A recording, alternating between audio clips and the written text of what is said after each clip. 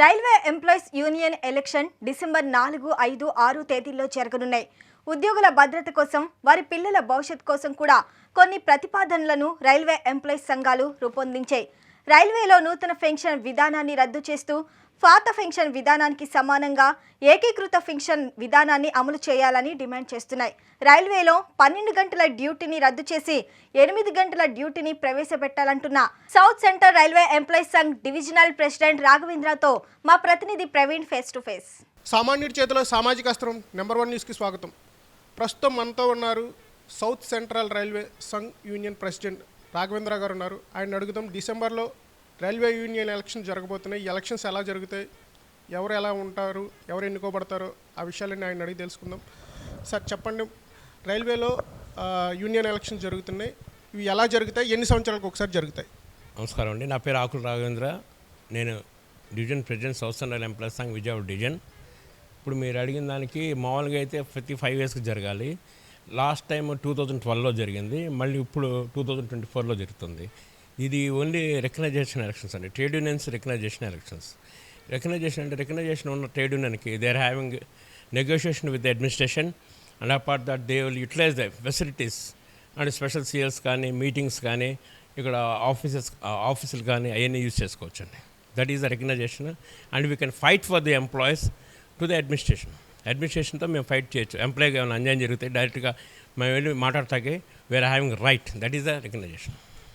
సాధారణంగా చూసుకుంటూ ఉంటే చాలా చోట్ల మనం చూసుకుంటూ ఉంటానండి, రైల్వే ఆస్తులు అనేవి ధ్వంసం జరుగుతూ ఉంటాయి, రైల్వే ఆస్తుల ఆక్రమణ జరుగుతూ ఉంటాయి. దీంట్లో యూనియన్ పాత్ర ఎలా ఉండబోతుంది? ఏమంటే రైల్వే ఆస్తులు ధ్వంసం అయిపోతే మా ఎంప్లాయీస్ చూస్తూ ఊరుకోరండి. ఎందుకంటే మా కార్మికులు తుఫాన్ వచ్చినా, వాన వచ్చినా, వరద వచ్చినా సరే, బార్డర్లో సైనికుడు ఎంత కష్టపడతాడో మా కార్మికుడు కూడా మనిషి ట్రైన్లో పడుకుని రిజర్వేషన్లో పడుకుని నిద్రపోతుందంటే అది మా కార్మికుల కష్టం అండి. ఎందుకంటే వాన వచ్చినా, వరద వచ్చినా సరే ట్రాక్ మీద నిత్యం పొద్దున్న, మధ్యాహ్నం, సాయంత్రం నడుస్తూనే ఉంటాడు. అలాగే మా ఆస్తులు ధ్వంసం చేస్తామంటే మేము ఎప్పుడూ ఊరుకోం. మా ఆస్తులను మేము కాపాడుకుంటాం. మేము ఎందుకంటే మాకు అన్నం పెట్టింది రైల్వేస్ కాబట్టి మా ఆస్తులు మేము 100% కాపాడుకుంటాం. అక్కడ ఉన్న దగ్గర ఉన్న ఆఫీసర్స్ వాళ్ళకి ఇంటిమేట్ చేసి ఎప్పటికప్పుడు మేము దాని మీద నెగోషియేట్ చేస్తూ ఉంటామండి. రైల్వేలో చూసుకుంటూ ఉంటేనే ఇక్కడ నుంచి ప్రైవేటీకరణ అయిపోతుంది, అవుట్సోర్సింగ్ ఎంప్లాయీస్ ఎక్కువైపోతున్నారు, కాంట్రాక్ట్ ప్రాతిపదికన ఉద్యోగులను భర్తీ చేస్తున్నారు, కొన్ని ట్రైన్స్ కూడా ప్రైవేటీకరణ అయిపోతుంది, కొత్త ఉద్యోగాలు తీయట్లేదంటూ కూడా ఎన్నో నిరసన కార్యక్రమాలు.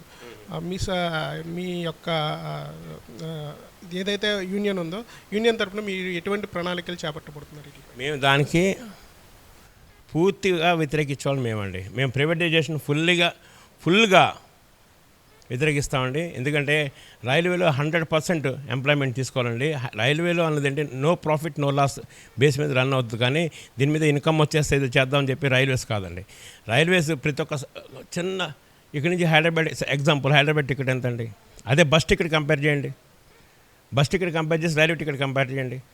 అంటే రైల్వేస్ రన్ చేసేది no loss no profit base మీద. కానీ ఇలాగ రైల్వేస్ మేము ప్రైవేటైజేషన్ చేస్తాం మాత్రం మా ట్రేడ్ యూనియన్ పరంగా అసలు ఒప్పుకోండి, మేము ఫుల్లీగా వ్యతిరేకిస్తాం. అలాగే మా రైల్వే కార్మికులకు కూడా కార్మికుల పిల్లలకు ఉద్యోగాలు ఇవ్వమని చెప్పి కూడా మేము కోరుతామండి. డ్యూటీలో ఉన్న రైల్వే ఉద్యోగస్తులపైన చాలాసార్లు దాడులు జరుగుతూ ఉంటాయి. వాటిపైన యూనియన్ తరఫున ఎలాంటి ప్రణాళికలు ఉంటాయి, ఆ ఉద్యోగస్తులకి ఎలాంటి భరోసా కల్పిస్తారు? మా కార్మికులు, డ్యూటీలో ఉన్న కార్మికులు ఎవరికి ఏం జరిగినా సరే మా ట్రేడ్ యూనియన్ తరఫున మేము ఫుల్గా సపోర్ట్ చేస్తామండి. మేము 100% వాళ్ళకి లీవ్లు ఇప్పించడం కానీ, వాళ్ళ కోర్టు కేసులైనా లీవ్ ఇప్పించడం కానీ మేము వాళ్ళతో అకామిడేట్ చేస్తామండి. పక్కాగా మేము ఆ ట్రేడ్ యూనియన్ పరంగా వాళ్ళు ఫుల్గా మద్దతు తెలుపుతాం. మేము మా కార్మికుల పక్షానే నుంచుంటాం. మేము కొన్నిసార్లు ఇలాంటి దాడులు జరిగినప్పుడు వాళ్ళు ఏదైతే కేసులు వాళ్ళ మీద ఫైల్ అవుతాయో వాళ్ళు ఆ కేసుల కోసం వెళ్ళాలంటే కూడా సెలవులు ఇవ్వలేని పరిస్థితులు పై అధికారుల నుంచి వస్తాయని, వాళ్ళు సొంతంగా సెలవులు కేటాయించుకుంటే జీతం కూడా వాళ్ళకి కట్ అవుతుంది అనేది కూడా ఒక ఆరోపణలు అయితే ఉన్నాయి. మా అడ్మినిస్ట్రేషన్ తరఫున, మా ట్రేడ్ యూనియన్ తరఫు నుంచి మా అడ్మినిస్ట్రేషన్ ఎవరున్నారో మా దృష్టికి వచ్చిన ప్రతి ఒక్క ఎంప్లాయ్కి మీరు అన్న ప్రకారం మేము లీవ్లు ఇప్పించడం కానీ 100% మేము చేస్తామండి. దాంట్లో మేము తేడా లేదు. 100% మా ఎంప్లాయీస్ని మేము సపోర్ట్ చేస్తాం.